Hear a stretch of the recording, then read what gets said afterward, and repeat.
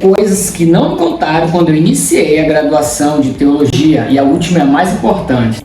Me formei em 2018 a teologia, e nessa caminhada teológica eu percebi que se algumas pessoas me falassem alguma coisa, minha vida seria um pouquinho mais tranquila, se é que você me entende. E sabendo que muita gente está ingressando na jornada teológica por esses tempos, eu resolvi fazer esse vídeo.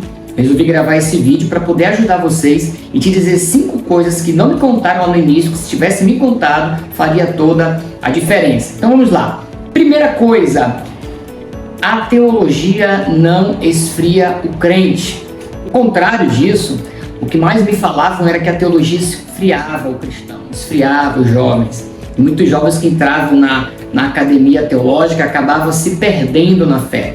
Pois é, isso em grande parte não se dá por conta da teologia em si, mas sim por conta do próprio indivíduo que já está frio na fé. A teologia em si, ela é uma disciplina que nos municia de conhecimento, de fundamentos sólidos para dar conta da nossa fé. O próprio apóstolo Pedro vai deixar muito claro na sua epístola, dizendo que nós temos que saber responder às indagações que as pessoas vêm nos fazer. Nós precisamos da prova da nossa fé. E a teologia, ela proporciona isso. Então, ao contrário dela esfriar o indivíduo, ela acaba municiando o indivíduo de fundamentos, de argumentos, de proposições que nos ajudam a responder, entender melhor, interpretar melhor as Sagradas Escrituras. Então, diferentemente do que muita gente fala de que a teologia esfria, não. Ela só te aproxima muito mais das Escrituras porque você vai a ela com mais confiança, conhecendo as ferramentas que a teologia municia você para interpretar melhor a Bíblia e o mundo a partir dela. A segunda coisa que não me contaram é que teologia não é apenas ler a Bíblia. Não se espante, tá bom, gente?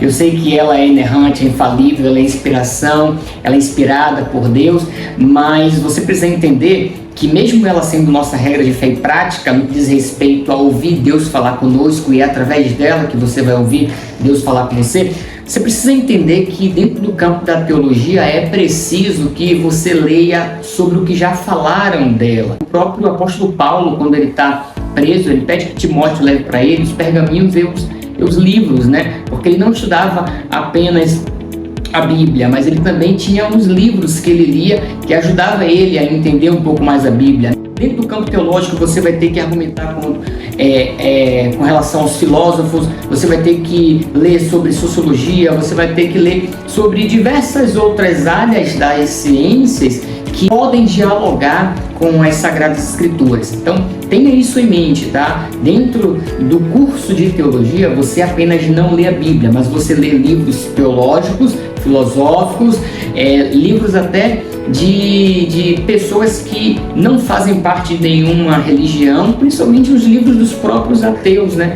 Livros das pessoas que não compactuam com a nossa fé, que é preciso saber também o que é que eles estão falando acerca das Sagradas Escrituras. Então, pense bem nisso, tá? Dentro do curso de teologia, você não apenas lê a Bíblia, você também lê outros livros. Mas antes de continuar para a parte 3, não se esqueça, tá? Se inscreva aqui no nosso canal, deixa seu like nesse vídeo e compartilha para o máximo de pessoas que você puder. Não apenas isso, desce aqui e procura outros vídeos que nós temos no nosso canal com relação à teologia, filosofia, pensamento e coisas mais. Terceira coisa que não me contaram quando eu comecei a faculdade de teologia: você não faz teologia sozinho. Algo dentro da teologia que eu aprendi nesse período é que dificilmente você caminha sozinho na teologia, por 2 motivos. Primeiro, se eu vi mais longe foi por estar nos ombros do gigante. Então, para você fazer teologia, é preciso que você leia, que você ouça o que a tradição toda já falou sobre um determinado assunto que você está estudando. Isso significa dizer que no primeiro momento você não faz teologia sozinho, porque você precisa dialogar com os autores do passado. E segundo, além de você dialogar com os autores do passado, você precisa também dialogar com os autores do presente. Esses 2 exemplos eu já te provo que é impensável fazer teologia sozinho. Mas além desses 2 exemplos, tem um outro motivo também pelo qual você não pode fazer teologia sozinho. Você precisa ter alguém para te ajudar. um grupo de amigos que cursa teologia também e principalmente um mentor. É indispensável que você tenha na sua jornada acadêmica alguém que possa te direcionar, que possa fazer com que a sua vida fique um pouco mais fácil. Foi isso que me ajudou muito no meu período de faculdade. Eu tive um amigo que durante todo o período da faculdade me ensinou atalhos que acabou diminuindo, sabe? Então são leituras a menos que você faz, são leituras mais corretas que você faz, específicas que você faz, que te direciona para o caminho do conhecimento teológico que você está buscando. Então tenha isso em mente, você não faz teologia sozinho, você faz teologia com a tradição, você faz teologia com a atualidade e principalmente você comenta sobre essa teologia com pessoas em sua volta. Então para com essa paranoia de querer fazer teologia sozinho, beleza? Quarta coisa que não me contaram quando eu comecei a fazer teologia, e presta muito atenção nisso, gente.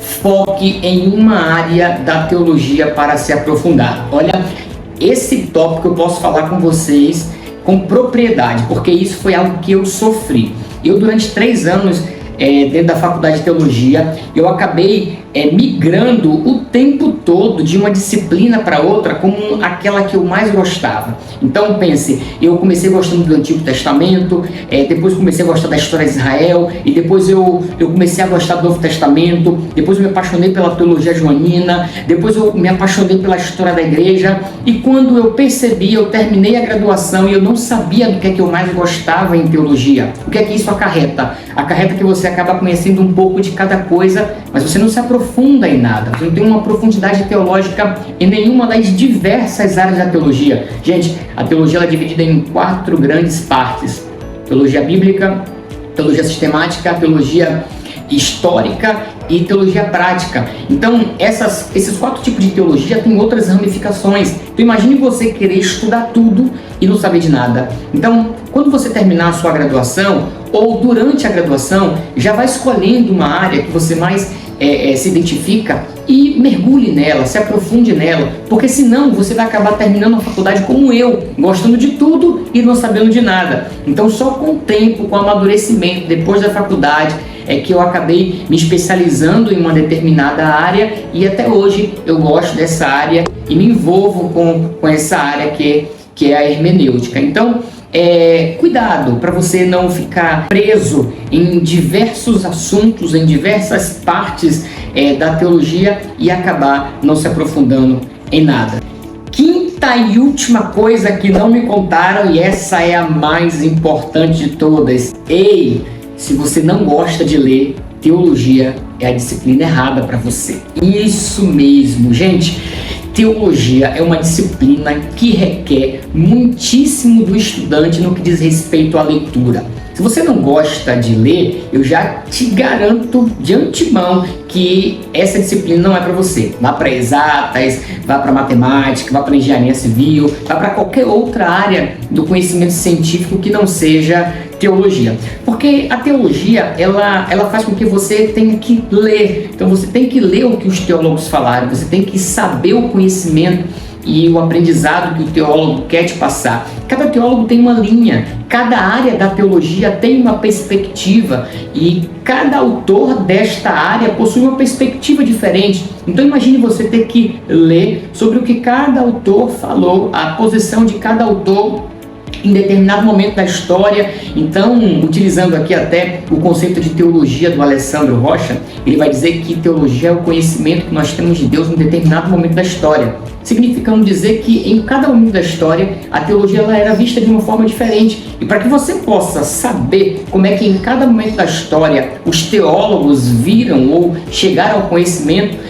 parcial de Deus, é preciso que você leia. Então a leitura é algo fundamental na vida do teólogo. Então, se você não gosta de ler, eu já te adianto, tá? Saia fora. E se você não gosta, mas quer continuar, assim como eu, que não gostava de ler, então aqui fica a dica do senhor Jefferson Cruz: leia até gostar. Então, pessoal, aqui fica as minhas dicas para você que está entrando nesse laborioso, mas delicioso ramo que é a teologia. Compartilha esse vídeo para o máximo de pessoas que você puder, e até a próxima, tá?